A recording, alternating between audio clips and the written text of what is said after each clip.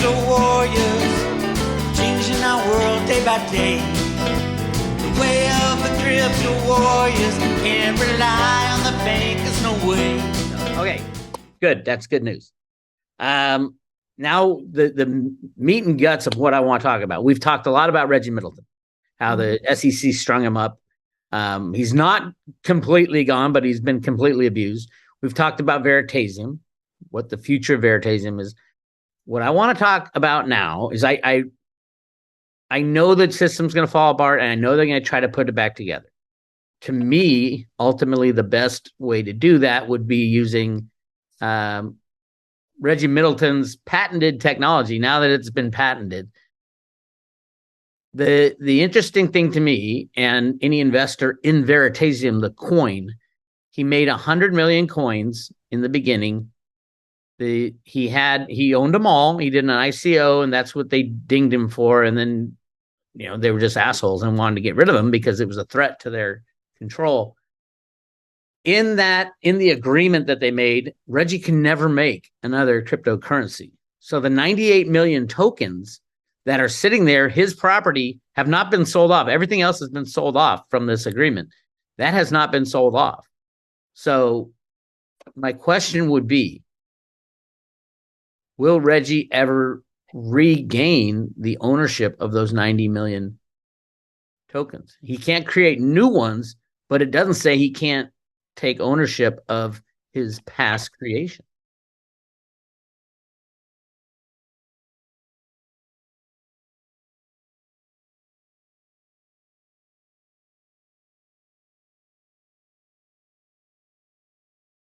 I have so much empathy for Reggie. Oh, I know.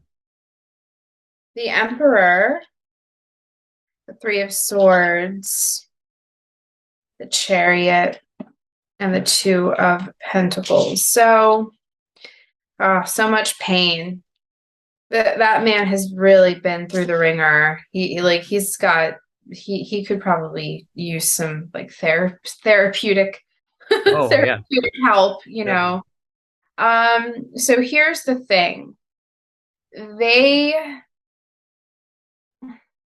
It's possible, but I can actually see here a type of evolution of that energy. So what was it? 90 million? 98 million tokens that are frozen by the 98 million tokens are frozen. If those tokens could somehow, I see them undergoing almost an alchemical transition to where they are made into something else, something new. What I'm getting is that it's something faster. It moves more quickly, but it is change. The Emperor being the strongest energy, they're still his. I think he's undecided as to what to do with them, whether it goes back to the way that it was, or I could possibly see him. Well, he can't. He doesn't control them. The SEC confiscated them and won't give them back. I see. Okay. And it to me, I mean, he patented the technology, but a lot of people say, well, he'll just create new tokens, but he can't do it. Then they won't allow him to do that. So, because what I'm seeing here is it's like there's some kind of a changeover. There's some kind of like a change in management, or like the system changes, and I can see those 98 million tokens, like I said, undergoing some kind of like a change where that energy is converted into something different that he does have his hands on. Because as of right now, I can see that severance that took place was so extreme and so final that to a degree, to an extent, he might feel like it's not even his to put, like he doesn't even want to put hands back on it anymore. He wants it to be something else. It's like that energy of like the past is dead and gone. I don't even want to go back to what that was. I want to do something different. Mm-hmm. So I can see that, but I mean, they could always change the law and reverse the ruling, I guess. But under the ruling, it's not a reversal. It doesn't look like a reversal. And it actually looks like there's an element here that maybe nobody really thinks is playing a part is the electrical power, solar, and internet those systems are the wild card here. So there could be like when you rework an energy, or like it's not that it's not a reversal, it evolves into something else. So there could be some kind of a loophole here. Okay. And I guess, and the bigger question is the 2 million, there are two. So he made 100 million, 98 are frozen, 2 million are trading. Okay. Will the 2 million tokens be part of the 98 million, the transformation of the 98? Will those 2 million tokens be part of that transformation? Okay. I wonder if Reggie doesn't want us to talk about this stuff publicly, or if he does. I don't think he is fully in the loop with what's going on behind the scenes, why he got the patents approved and things like that. I think there's other things going on behind the scenes. So, yikes. The issue here is that those systems, like, they took what he had and they used it because it was so efficient, and they were like, this is great, we're going to take it and we're going to use it how we want to use it. There isn't much he can do about that right now. But again, there appears to be some kind of an external influence. We've got multiplayer games, psychic weaponry. We do have the black magic, hexes, and spells card, but I feel like that's just like that's what he's dealing with right now, right? But that 2 million, let me take a look here.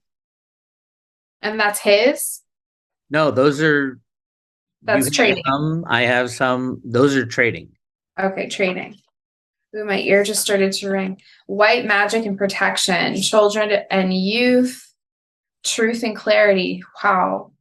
Adventure and new territory. So someone might pull a crazy solution out of their butt with this. You know what I mean?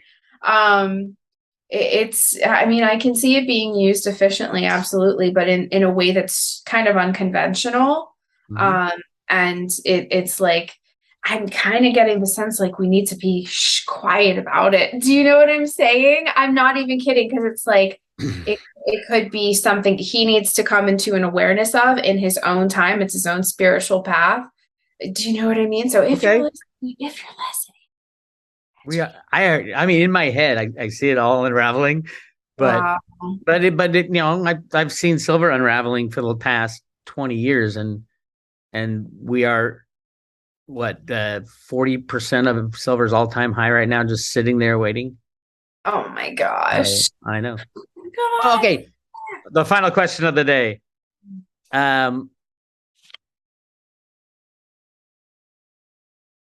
When silver runs past $30,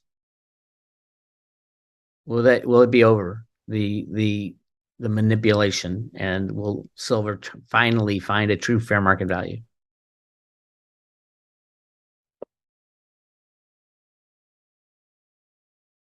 For silver. You know that meme, and it's Aragorn from Lord of the Rings, and he's about to charge it. Yeah, he's about to charge into Mordor, and he turns around and he's like, for Frodo. For Frodo. For silver. For silver. Here, hold up your dagger so we have a screenshot. All right. All right.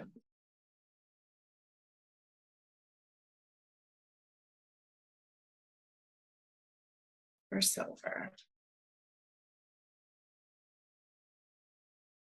All right, material success. So this is our 9 of Pentacles. You see, she's got beautiful long red hair. There's men at her feet. And I love that. Yeah, there's a couple other, she's got some pentacles on the ground there as well. Let me see here. Material success. I mean, that is what you know what this actually looks like to me is someone, or silver holders, people that have physical silver. What this implies is that they're then in a position to provide, whether to each their own, kind of at their own discretion. This is what we want to see. Let's see.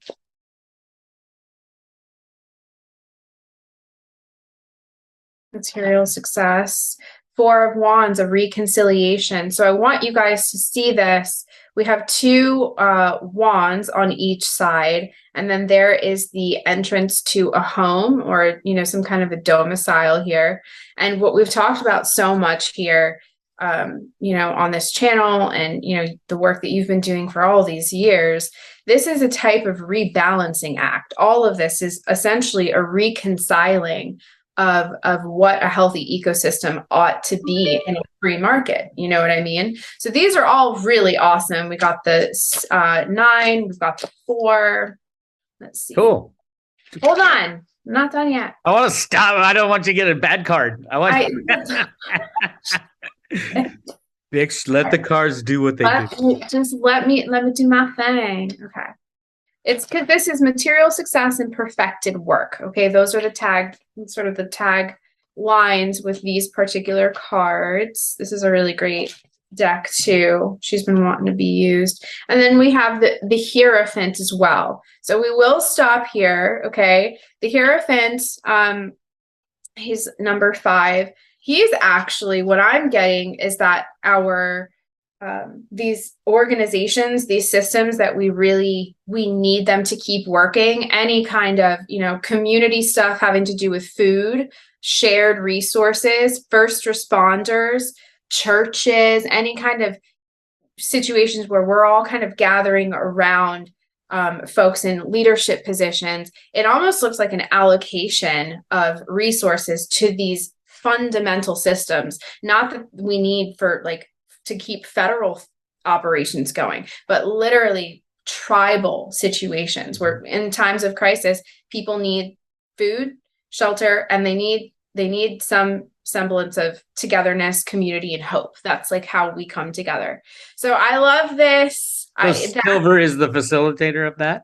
I feel that so strongly. I always have. I think that the question has always been, how do we translate physical silver in our possession? How do we use that in a free market? How, do you just go to the local, marketplace or whatever, and do you give them silver? Well, I think that there is going to be some kind of a transition where people might even have notes. They might have something like that. Wait. There you go. Oh my gosh. Swapping the notes for the gold coins. Or silver coins.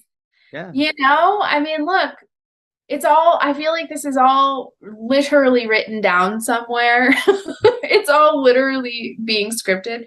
But the part of it that they are not, what they can't script is human response, to a organic human response to a real false flag or some kind of an induced crisis. But I see people coming together. This is what we want to see. I'm so glad that it's good. I agree. Awesome. Oh my God. Such good stuff. If you guys want a reading from Jenny Moonstone, get on her list. Go to jennyconstantine.com. jennyconstantine.com, and you can get as many readings as you want. Give them out as presents to your friends and just say, hey, you got to meet Jenny. It's a fun, we obviously have fun with her every week, but so many Road to Ruta people have been helped by Jenny with the serious life crises and stuff like that. So make sure you make your appointment, jennyconstantine.com. Jenny, thank you so much. Oh, my pleasure. Bye, everybody. See you next week.